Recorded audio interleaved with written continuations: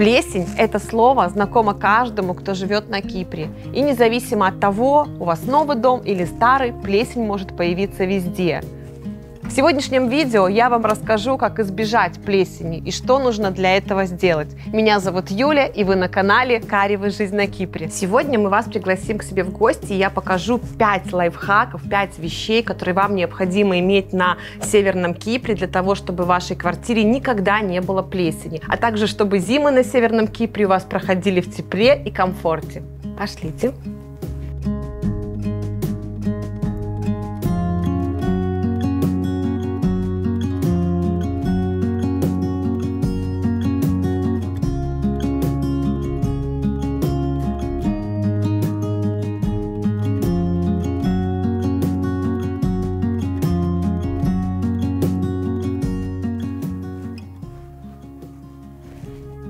Итак, первым очень важным агрегатом, который нужно иметь и который мы, кстати, недавно приобрели по отзывам наших друзей, является осушитель воздуха. Да-да, вы не ослышались, именно осушитель воздуха. На Кипре мы воздух осушаем. Если в Беларуси мы покупали увлажнители и ставили ее в каждую комнату, то на Северном Кипре мы осушаем. Влажность здесь очень высокая, я рассказывала в предыдущих видео. Следовательно, в доме у нас влажность достигает до 85%. Это очень вредно для организма, а также это вредно и для помещений. Это при увеличении влажности, это прекрасная среда для размножения микроорганизмов, поэтому у многих людей появляется перхоть, высыпание. У нас влажная постель, у нас влажные полотенца, и в воздухе присутствует изобилие воды, следовательно, появляется на стенах постоянно конденсат и, естественно, плесень, либо грибки. А вот этот агрегат, он очень хорошо высушивает и опускает влажность нашу до 50%. Мы включаем осушитель воздуха где-то в 8 часов вечера, в то время, когда мы закрываем все окна, потому что мы днем их открываем, проветриваем. Нам осушитель днем не нужен. Хотя, когда будет холодно, когда температура воздуха, не дай, если будет на улице, ну, не дай бог, но это же зима, 10 градусов, конечно, мы не сможем так открывать окна, потому что мы просто замерзнем. А сейчас мы днем открываем окна, у нас комфортно, поэтому нам нет необходимости им пользоваться. Но после 7 вечера резко наступает холод, мы окна все закрываем, включаем этот осушитель, и он у нас работает до 3-4 часов ночи, до того момента, пока в нем наберется вода. Здесь такая колба, 1 литр, и она за часов 5-6 набирается воды целая колба, целый литр. Мы выливаем, и уже, вы знаете, мы просыпаемся на утро, мы выключаем его, можно включать, и мы просыпаемся на утро, и у нас уже нету на окнах запотеваний, нету этой воды, стены сухие, постель сухая, очень комфортно. И вы знаете, я поняла, что у нас было холодно в квартире даже не от температуры холода, а от этой сырости. Было неприятно. Также, вы знаете, на Северном Кипре, почему это происходит? Да потому что здесь проблемы с вентиляционной системой, она здесь не предусмотрена. И здесь самая главная вентиляция находится в санузле. Пойдемте, я вам покажу. Это у нас окна. И, конечно же, когда мы открываем окна, чтобы проветрить, чтобы здесь не собиралась влага после наших всех банных процедур, мы вот открываем, они у нас открыты, да? И от этого, то, что они открыты, идет холод домой. Мы хотим, конечно же, закрыть. Мы закрываем, и здесь собирается влага, конденсат, который идет также в квартиру. Даже представляете, прошлой зимой от того, что увеличена влажность, ну и вентиляции даже не хватает, мы же закрываем окна, на тюбиках у меня на пасте была плесень. Я очень удивлялась этому, и вообще в каких-то местах она заводилась, этот грибок заводился. В этом году такого, конечно же, нету. Итак, дорогие наши подписчики, я вам продемонстрировала осушитель воздуха. Он занимает у меня первое место. Это самый лучший агрегат.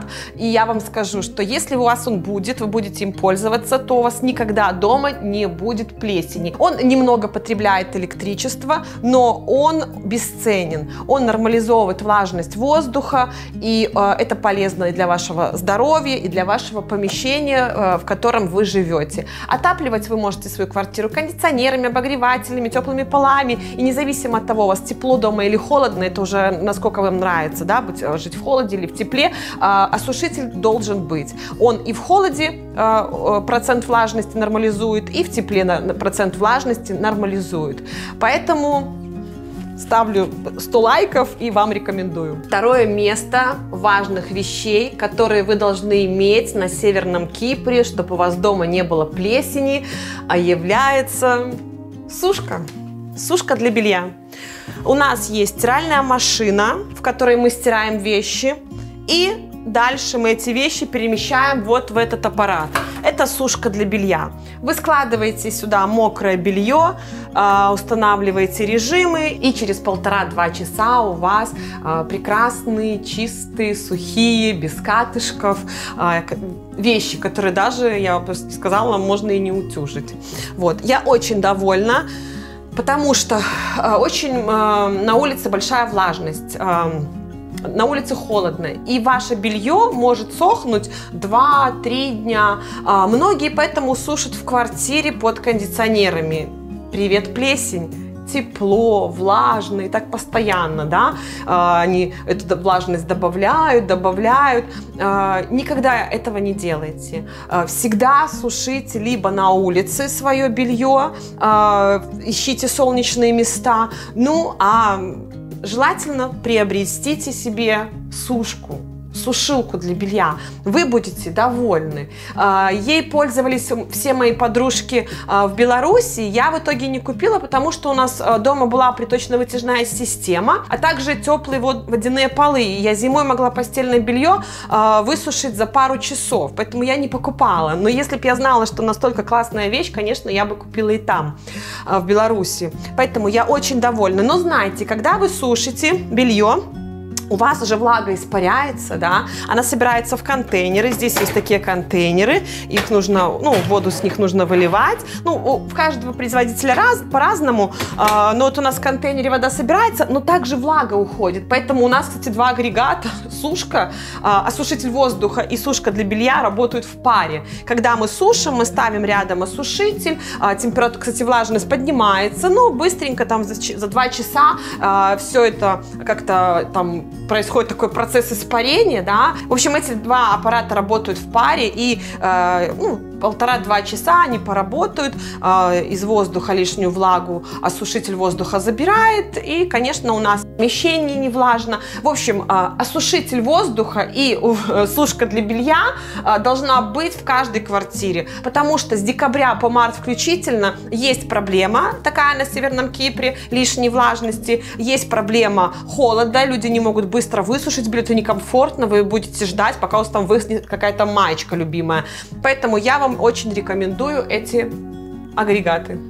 Третий пункт в нашем рейтинге занимает полотенцесушитель, а именно электрический полотенцесушитель. Мы его еще не приобрели, но его приобрели наши друзья. У них очень хорошие отзывы. Они говорят о том, что сейчас очень комфортно им живется. В санузле стало очень тепло. Хорошо сушатся полотенцы. Приходишь в ванну, даже пол подогрет почему-то от полотенцесушителя. Очень комфортно.